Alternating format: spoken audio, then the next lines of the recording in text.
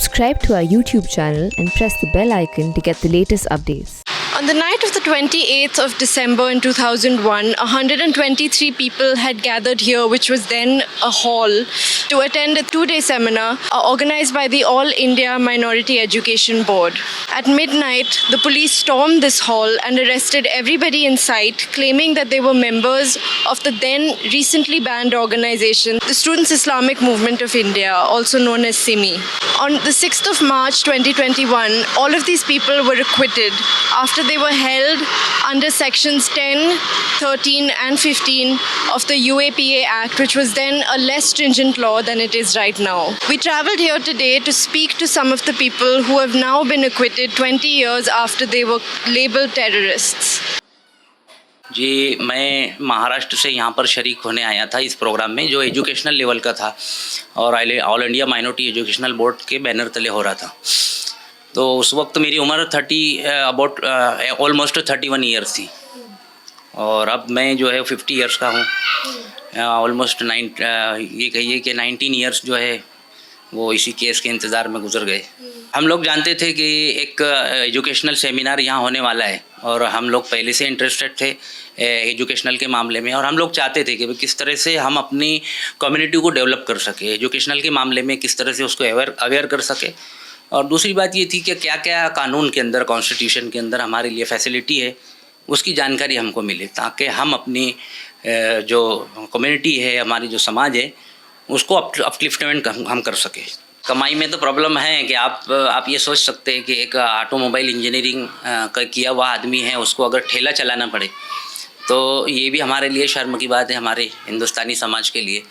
और दूसरी बात ये है कि प्रॉब्लम तो किसी तरह से हम फाइनेंशियली प्रॉब्लम फेस कर लेते, लेकिन उस वक्त सबसे बड़ा झटका लगता है जब हमको कोई यानी टेररिस्ट कह के या एंटी नेशनलिस्ट कह के जो हमको घर से निकाल देता था। तो आपको यकीन नहीं आएगा कि इन 20 सालों के अंदर मैंने 17 मरतबा घर चेंज किए मुख्तलिफ़ इलाकों के अंदर। तो आप सोच सकते हैं कि किस तरह से हमको सेटलमेंट के लिए तकलीफ़ होती है। जब हम एक इलाके से दूसरे इलाके में शिफ्ट होते हैं तो सामान तो बहरहाल, लेकिन जो पड़ोसी होते हैं उनसे टर्म्स बनाने के लिए, उनसे मैच होने के लिए कितना वक्त लगता है, और जब थोड़ा सा मैच होते हैं हम तो फिर हमारे ऊपर कोई नई चीज़ आ जाती है और हमको घर शिफ्ट करना पड़ता। Another accused, Shahidul Hassan, used to be a scientist with ISRO and at the time of his arrest was working in a high-paying job with a telecommunications company. See, since we were incarcerated for about 9 months when we got bail from High Court, once I was out, during my jail period itself, my wife had informed to me that your current employer has terminated your job, and the termination letter had already come to my residence. So immediately after bail, I went to my office and met the HR head and explained everything. He was quite sympathetic, but finally he gave the decision that it's a management decision that because of this case, we will not be able to reinstate. Once you get acquitted, we may think over it. So that job anyway, I lost, a very high paying job, as I said earlier. I was completely broken because of that. And then I started looking for a job. But because of this case, it was always a problem to get a job in Gujarat. I even went to call centers. So they would say you are highly qualified, you are overqualified for our require. You are overqualified, too qualified for this job. That was the kind of struggle which I was going through. But after about 4 or 5 months, finally I got a job outside the state, and then I left Gujarat and joined that organization. See, as far as these memories are concerned, these memories are quite painful. Though it's etched in our mind, in my mind, but honestly I would like to erase this memory on a permanent basis. So there is a beautiful couplet in Urdu, Yaad-e Mazi Azab hai ya Rab. All the memories of past is a painful memory for me. So Yaad-e Mazi Azab hai ya Rab, chheen le mujhse hafiza mera. So I pray to Lord that, oh Lord, please take away all these bad memories and painful memories from me. Asif Sheikh, then a budding journalist, recalls some moments during the trial and the time he spent in jail. हम court में जा रहे थे, जब रास्ते में police वाले हमको बता रहे थे कि पता है आपको आज क्या होने वाला है, बोला आज आपको 14 दिन की रिमांड मिलने वाला है। तो हमको बड़ा ताज्जुब हुआ कि अभी तो हम रास्ते में वहाँ पहुँचे भी नहीं है, उसके पहले एडवांस में पुलिस को पता है कि आज 14 दिन कस्टडी होने वाली है। जेल में तो हम सुबह शाम हमारी क्लासेस वगैरह चलते थे तो शेड्यूल बहुत बिजी रहता था, लेकिन ये गम सताए जा रहा था कि बाहर आएंगे तो हमारी ज़िंदगी बाहर की बहुत टफ हो जाने वाली है। मैं जब बाहर आया तो मैं तो ऐसे यूनिवर्सिटी टॉप था, गुजरात यूनिवर्सिटी में जर्नलिज्म में मास्टर डिग्री में मैं टॉप पोजीशन पे था, लेकिन जब मैं मीडिया हाउसेस में गया तो मुझे जॉब के देने के लिए इसलिए इनकार कर दिया गया कि मुझे पर केस का टैग लग चुका था। तो ये जो इल्ज़ाम लगा हुआ था उसकी वजह से मुझे कहीं जॉब नहीं मिली। कुछ टाइम के बाद मुझे गवर्नमेंट का एक डिपार्टमेंट है जो रूरल डेवलपमेंट ट्रेनिंग देता है, SIRD state institute of rural development, उसमें मैंने 1.5 साल एज ए लेक्चरर जॉब किया, लेकिन वहाँ पर भी केस के बारे में पता चला तो मुझे रिज़ाइन करने के लिए मजबूर कर दिया गया। Most of those accused were given bail between 9 and 14 months after their arrest, but had to comply with bail orders which included marking attendance in a Surat police station. In some cases, that led to harassment by the cops. कोई नौकरी पर हमको कैसे रखेंगे जबकि हम महीने में 6 बार छुट्टी मांगे, तो एक प्रॉब्लम ये था। दूसरी बात ये कि दुनिया में कहीं का भी कोई इंसिडेंस हो, चाहे वो हिंदुस्तान में हो चाहे हिंदुस्तान के बाहर हो, कोई ऐसी कोई टेररिस्ट अटैक हो या कोई भी इस तरह का इंसिडेंस तो हर मर्तबा जो है हमको यानी बुलाया जाता, पूछा जाता, हमारे घरों की झड़तियाँ ली जाती और रात रात को उठाकर जो है मोहल्ले और पड़ोसियों को भी जगाया जाता। इस तरह से जो है वो हमारे साथ हुआ है इन 20 सालों में। लास्ट मुझे याद है कि जब 370 का एबोलिश हुआ था उस वक्त भी उन्होंने हमको बुलाए थे, जबकि हमारा उस मामले से कोई ताल्लुक़ ही नहीं है।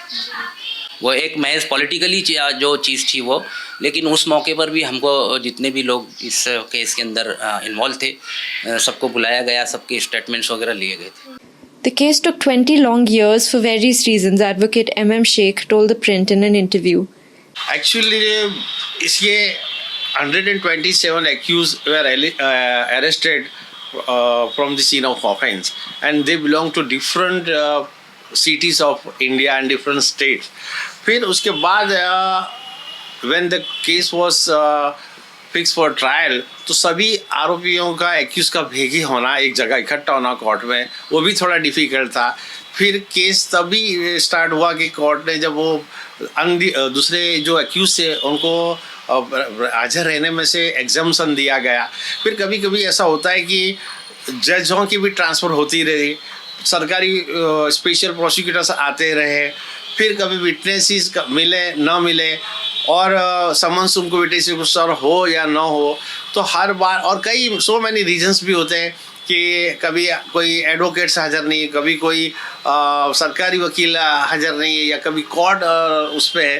तो ये एक प्रोसेस और प्रोसेस है, इसकी वजह से मतलब डॉक्यूमेंट्स लाने हैं, रजू करने हैं, प्रोड्यूस करने हैं, ऐसे कई रीजंस होते हैं। और हमारी सिस्टम भी थोड़ी स्लो है ट्रायल प्रोसीड करने के लिए, इसलिए डिले होती है, और यही वजह रही। और ये बहुत ही एक बड़ा चर्चास्पद केस था, जिसकी वजह से ऐसा था कि हर कोई ये प्रिकॉशन रखना चाहता था, और जुडिशरी भी, सरकारी वकील भी, या तो डिफेंस भी, कि कोई भी इसको मतलब अपने तरफ से कमज़ोर कड़ी छोड़ना नहीं चाहता था।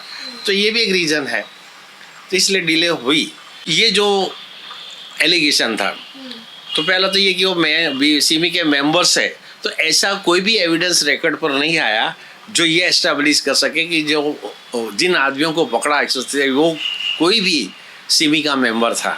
ऐसा कोई एविडेंस रिकॉर्ड पर, neither oral evidence nor any documentary evidence. और जब ये चीज़ आ गई, फिर सेक्शन 10-15 का जब क्वेश्चन आया, तो कोर्ट ने कहा कि जो एविडेंस है उस पर से कहीं ये पता नहीं चलता कि किसी ने भी ऐसी unlawful activities, anti national activities की, ऐसा कोई एविडेंस रिकॉर्ड पर नहीं आया। वो उस ग्राउंड्स पे भी कंसीडर किया एक्विटल का। और लास्टली ये भी किया कि section 17 for sanction for prosecution होती है, उस वक्त 1967 का जो यूएपी एक्ट था उसके मुताबिक जो सैंक्शन है वो सेंट्रल गवर्नमेंट को देनी थी, उसके बदले स्टेट गवर्नमेंट ने दी, और वो भी उसका पर्सन ऑथोराइज था कि क्या वो अप्रूव नहीं हुआ। और सैंक्शन देती वक्त भी जो एप्लीकेशन ऑफ माइंड होता है, जो चार्जशीट पेपर्स कंसीडर करने चाहिए, वो प्रॉपरली कंसिडर नहीं हुआ है। Those accused are grateful for the acquittal and hope that their case sets an example of why justice should be served sooner rather than later. ये सब कुछ होने के बाद भी मैं आज ये सोचता हूँ कि क्या अगर हम शोषितों के लिए अगर आवाज़ उठाएं, पीड़ितों के लिए आवाज़ उठाएंगे, तो अगर हम मेरे जैसे लोगों को सताया जाएगा, परेशान किया जाएगा, एक मुस्लिम कम्युनिटी के सेमिनार का प्रोग्राम करने के लिए हमको 20 साल दौड़ाया जाए, कितना सही है। तो ये सब कुछ परेशान हो सकता है। अगर आप किसी के लिए आवाज़ उठाओगे तो सिर्फ मुस्लिम नहीं, किसी को भी परेशान किया जा सकता है, लेकिन काम जो है हमको नहीं छोड़ना चाहिए। इंसाफ पसंद काम जो है वो करते रहना चाहिए। मैं एज ए इस्लामिक बिलीफ में मानता हूँ कि इस्लाम ये सिखाता है कि अगर आप कमज़ोरों, पीड़ितों, शोषितों के लिए और आवाज़ उठाओगे, आप औरतों पर होने वाले अत्याचार पर उसके ख़िलाफ़ आवाज़ उठाओगे, तो यकीनन मरने के बाद की ज़िंदगी, इसको हम आखिरत कहते हैं, उसमें अल्लाह हमको ज़रूर अच्छा बदला, रिवॉर्ड्स देगा। तो ये हमारी बिलीफ है जिसकी वजह से हम ये काम करते रहते हैं और करते रहना चाहिए, चाहे माहौल कितना भी सख्त हो जाए, लेकिन सच्चाई के लिए आवाज़ उठाना बंद नहीं करना चाहिए। For The Print, this is Simran Sarur with Praveen Jain.